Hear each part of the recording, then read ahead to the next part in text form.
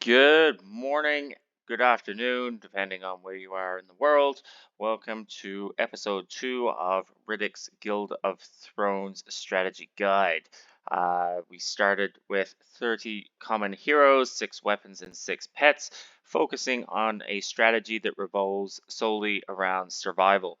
The key to this survival strategy is to replicate your starting team as quickly as possible within the first 20-day lifespan, and whatever number of days, minutes, hours are left goes into building and expanding the team further for the next cycle around. In the first episode, we covered an overview of the getting started to the game, including the tutorial zone, choosing your locations, leveling your character's skill sets, and an intro to the various utilities that each location provides.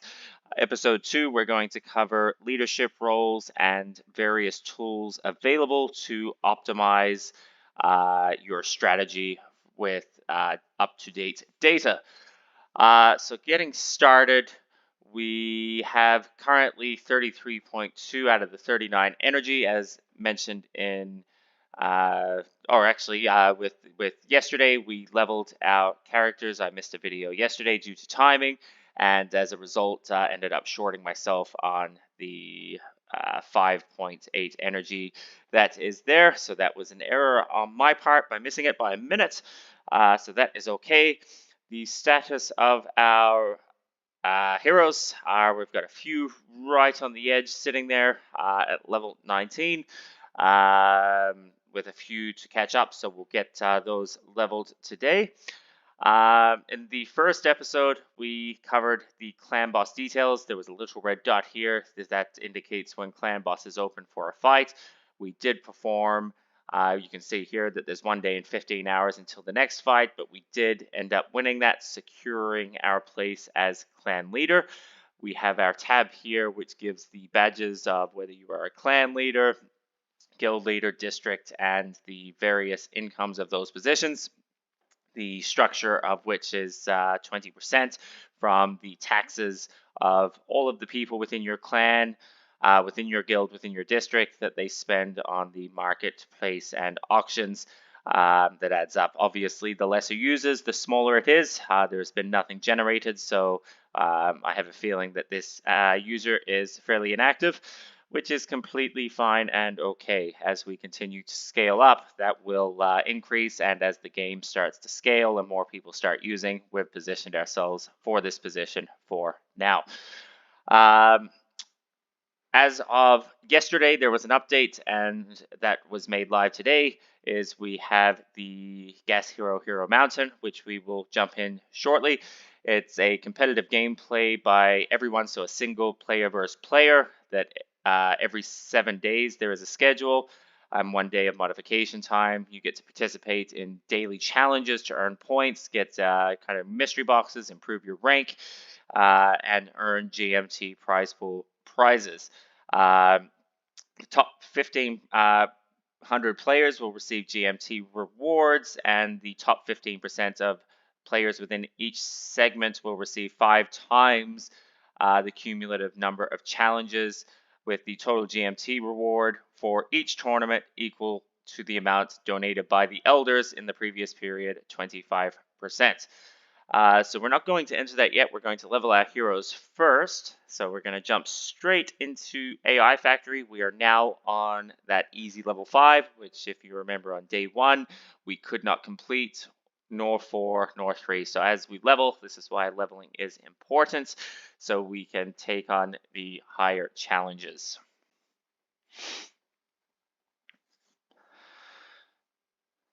So jumping in, we can see that our tanks are surviving longer. DPS is bringing down those enemies much quicker. And our healers are doing their job at keeping everyone alive. And as we get their final levels up, well, that will be even more evident.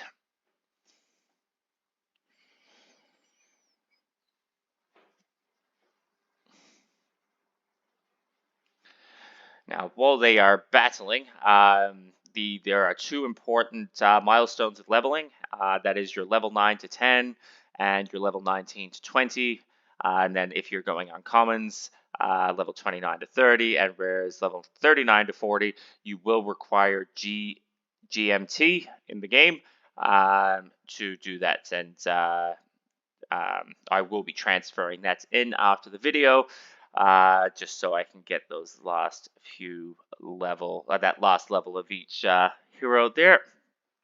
So these heroes making easy work of this enemy. And we received 9 experience potions. So we're going to jump in. We'll go with the lowest first. 1, 2, 3, and 4, and that's where you can see that GGMT required, plus the experience potions there. So very minimal amount. Now we have 3 more levels, so the AI factory, we can jump into there now. Do 1 more there.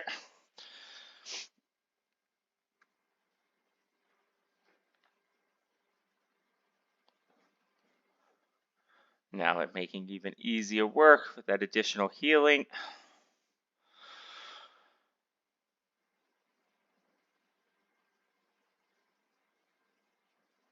Blessed Kid with shielding popping up periodically there. When that shield pops up, it has its own little lifespan, and that can be increased through the skill trees. Now, while they battle, one thing that we're going to cover today, I actually did it yesterday in the recording, but the recording was no good. But you start off with your 4 free heroes. On their expiration, they will end up in the recycling area where you can recycle them for skill points. You can recycle heroes earlier, but they do need to be the maximum level in order to be recycled. So you can buy a level 1 or a level 10 from the marketplace. You will have to level the commons to level 20 and then recycle it. The commons will give you 7 skill points. Those skill points here you can see just from the starting heroes, they give 5 per piece, common 7. Each skill in the first tier requires 10 points, so I won't be able to utilize any of those unless I burn some more heroes. But as you progress through the cycles, when these heroes expire and I replace them, the 6 heroes in my lineup will be able to be burned and recycled into these skill trees, allowing me to add those skill points into the various sections and repeating that cycle. And over time, that will build up, and then we go into the second tier, third tier, etc. All right, so we've got our 8 potions there. We're going to level up our Faith Healer to those last ones. So we require 2 for the last level. So 2, 4, 6, 8, 10, 12. We have 3 potions there with 8 to 9. So we'll do 1 more just to get those last ones to add into the mix. And then what we're going to have a go at is doing a simulation of Easy 6. We may require those last levels of each to complete, but if not, the Easy 5 is going to be more than adequate for what we're planning.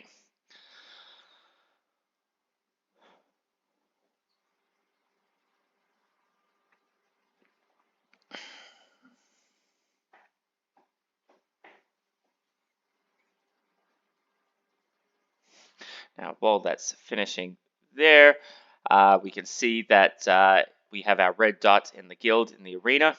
So what this means is, and this finishes in 15 hours, is that all of the eligible clan members of this guild will be able to enter into the arena. The strongest strength leader will be able to take that guild leadership, and that will give revenue from all of these clans which have 9 users, maximum of 9 users. So obviously you can see this is a very quiet area, so no clan leader, no clan leader. This user has 12 strength. I am sitting at 83 currently. This user at 11. JC at 17. Mika at 51. Dorov at 12. and no one there. So the competition is very, very low for this guild leadership position, and that's in Taipei 2-4. So we have a relatively good chance at getting guild leadership here as well. Now, if we have a look here, we've got 3 competitive guilds. Rich Fu, which is building up. They've got a total strength. I think that strength may be incorrect there.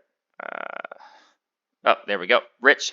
So 48 population with 2,550 strength, and Jiwo with 81 full members. So that that guild is full with 4,589 strength. They would be the 2 main competitors for the district level rep selection, and that ends in or starts in 4 days, 15 hours. The strongest clan, the strongest guild of the bunch will get the district representation. And that will then go to a mayor vote, and that's a popular vote from everyone in the 2 districts, the winner of which will get the mayor role for the city of Taipei. Now, going back into our clan battle, we have completed that. We ended up with 11. That's okay, so we can do another one later on. But for right now, for the interest of time, we're just going to see how that simulation stacks up for Easy 6. And I have a feeling that we may need those last couple of levels, but with each level, you'll see there's also an additional enemy. The different stronger enemies are highlighted, so that one on the top left. But our multi-target damage characters seem to be doing their job relatively well. Our little bulldozer is getting a little bit low there, but we were able to pop off one of their enemies. So now we're 5 and 5. Our tank down, theirs down. So we're 1 behind. But our DPS pushing through. 2 burst 2.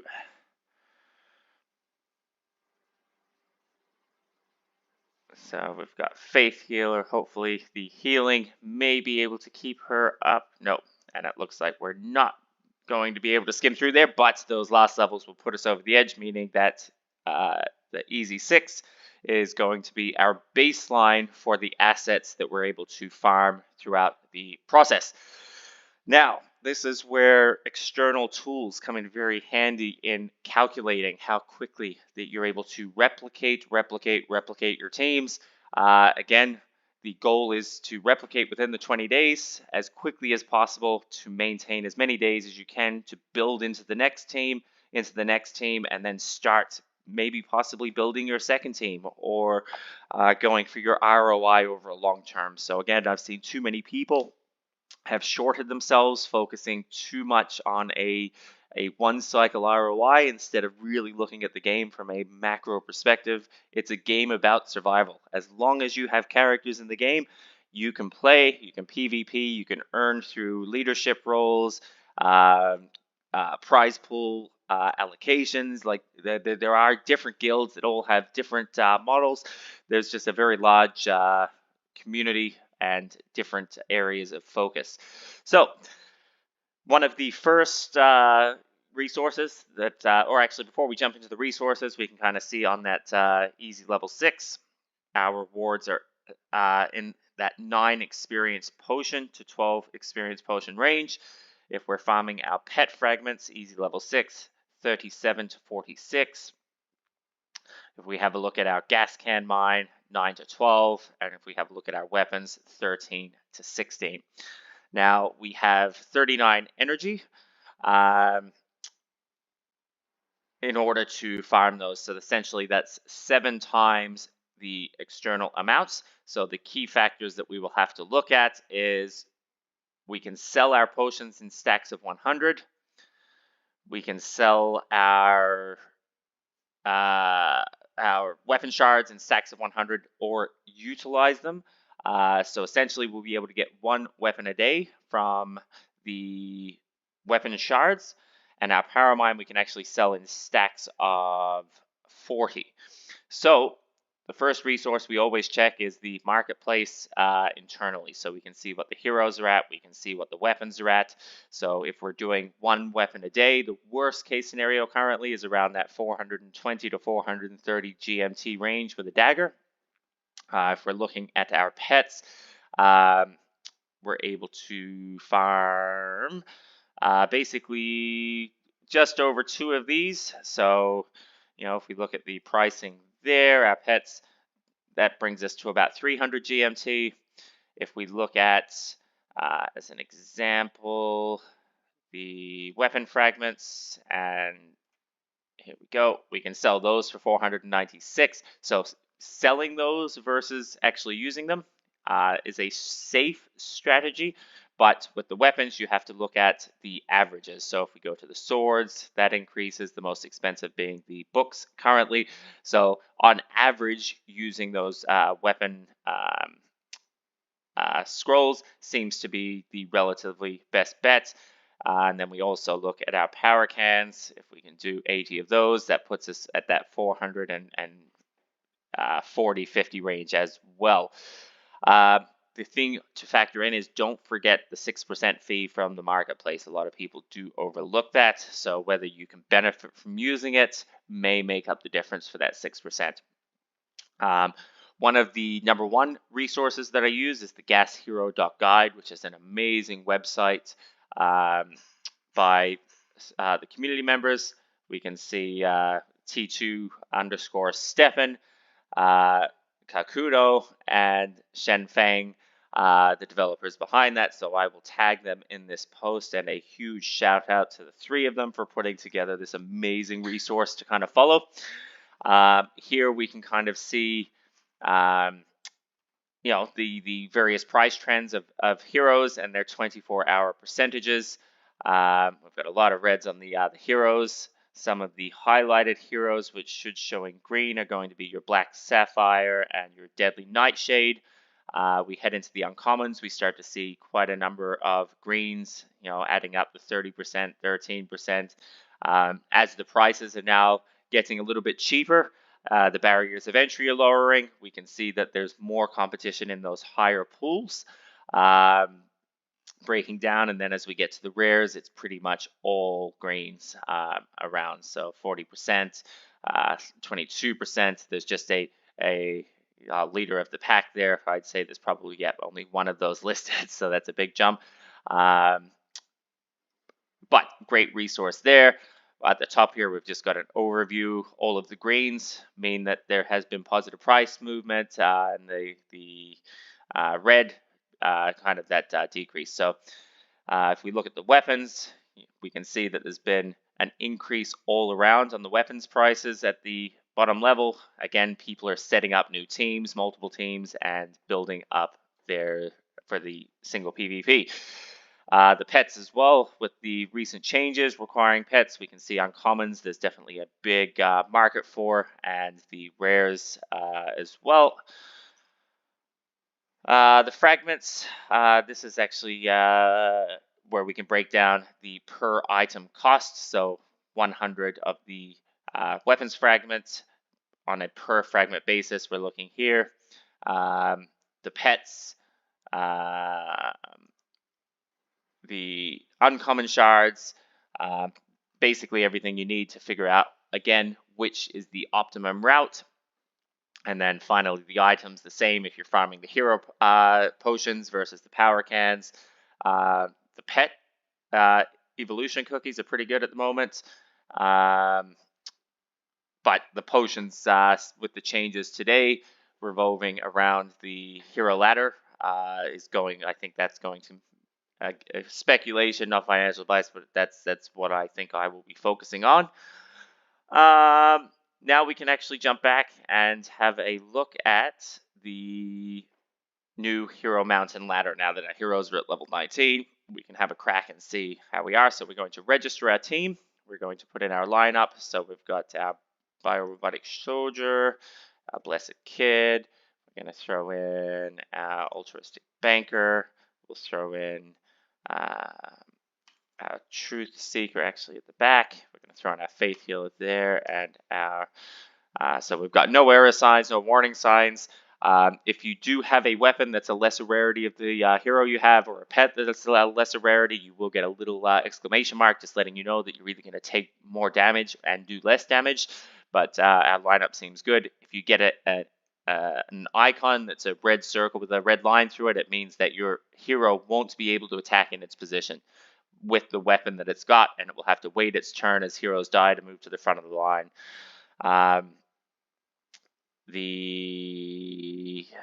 Okay, I'm happy with this lineup, so we're going to save that.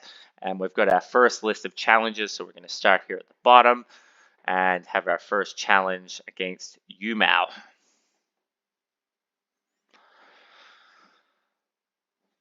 Now, this is going to be a fairly one-sided thing as we progress to go through the ranks. Our matchups will get harder and harder as we progress. Okay, so that's victory 1, and we gained 50 points. We can see that our ranking now is 3,548, and our total number of points were at 1,050. So we move now on to the next challenge, which is a 6 versus 6 to see how we go. Now they have a decent lineup with Black Sapphire and Devil's Follower and Altruistic Banker. They do have a tank there on the middle line. You can see that it's actually not attacking because it does not have a weapon for that position. Our healers are doing their job, keeping up, but we're down to 1 damage. But that's okay. So I think they may have the competitive edge here. Unless Altruistic Banker is able to pick things up.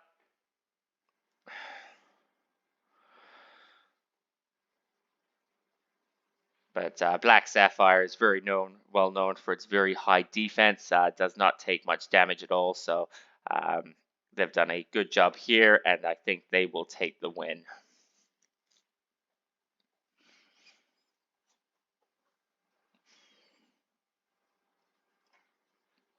Okay, so we're going to jump on and keep moving forward in our lineups. Obviously, with the common teams, we're going to see more and more of those generating. The mid tier and the higher tier are the predominantly the main focus for the moment. So again, a one-sided thing here. Our strategy is going to be accumulating as many points as we possibly can to complete our 6 required for our daily reward. 59 points there. We're now at 3,139 ranking. Let's target the Yoshio Mikusu. Could be deceptive. Having the Black Jade. Let's have a crack at this. So Deadly Nightshade, the uncommon that they have there, is a very powerful single target combined with their Black Sapphire. So I think we could potentially take the win here over the uncommon, but we'll see kind of what happens when our tanks go down from that single target damage.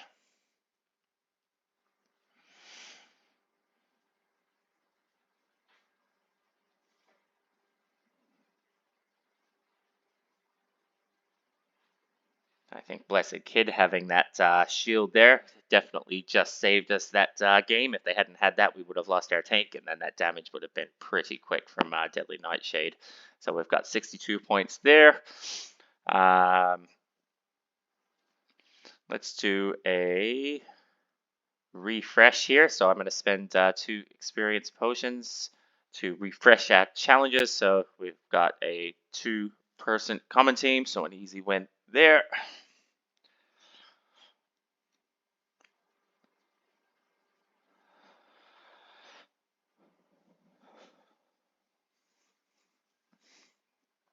Quick win at 36. We're now in the top 3,000 at 2,666. Let's have a look at their lineup. They have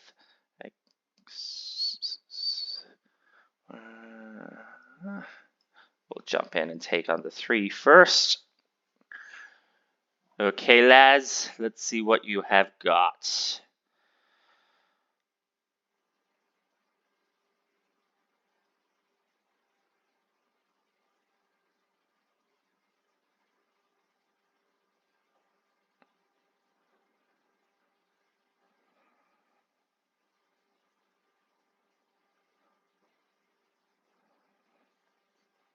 And that's going to be an easy win there. Again, I think once we get those last couple of levels in for our team, we'll be able to take on and face more of those 6 versus 6 teams that do have all the level 20s. Let's have a crack against Phoenix and see how we go. So Phoenix will have the 2 tanks at the front, little bulldozer as well, Shifu, telekinetic woman, a good lineup there, but we'll see kind of how it goes. We've got multi-target damage, so I think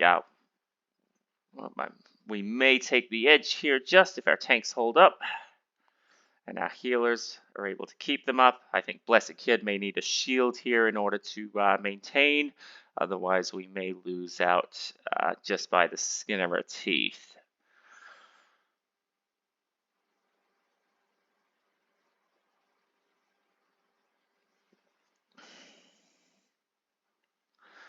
I think we may just steal this one away, which is good. And that should bring us to our 6 of 6 to receive our reward for the day. Yes. After reaching bronze. Okay, so we have to do a few more. We got to go up against. Let's give Rival 5 a go. So we're almost in the top 2,000 with rank 2015. So good team here as well with Meditating Master, Devil's Follower, Faith Healer, the Nun, Blessed Kid. That Devil's Follower does some nasty damage once it has its skill trees up. This is going to be, I think, a close match.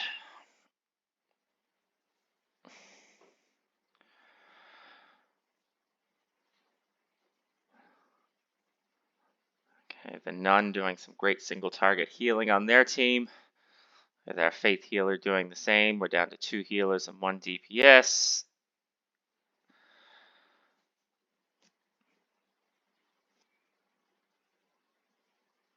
And they just took the edge there, so a good well done to them. Let's do another refresh for 3 potions. Hopefully we get a line up here.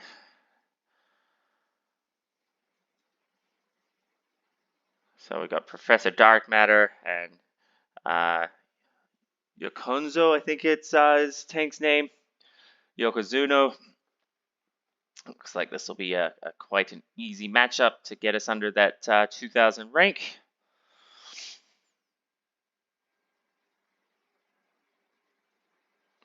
And success with 31. There we go. We now have our bronze award and our first daily rewards. So we can click there to open and we can claim it. So you can only claim it once a day, and the amount of rewards will depend on your total rank at the time of claiming. So let's take a look. So we were able to get 1 weapon shard and 1 pet shard. Obviously, the higher you go, the better the rewards, and the top 15 at the end of the refresh, at the end of the challenge, so 6 days, 15 hours, 5 minutes, and 30 seconds, will all get GGMT rewards that can be used in-game or unlocked to transfer out. We're just going to submit our team into the arena. We're going to set our lineup, and that will do us for today. Blessed Kid, let's throw altruistic, some truth, and our lineup is correct. Now this can be changed, and that will be after I just add those last 6 levels across the heroes. Anyway, thank you for tuning in today. I will be back tomorrow with another episode as we start to look at our first decisions on how we're going to replicate our team. Thank you and have a good day.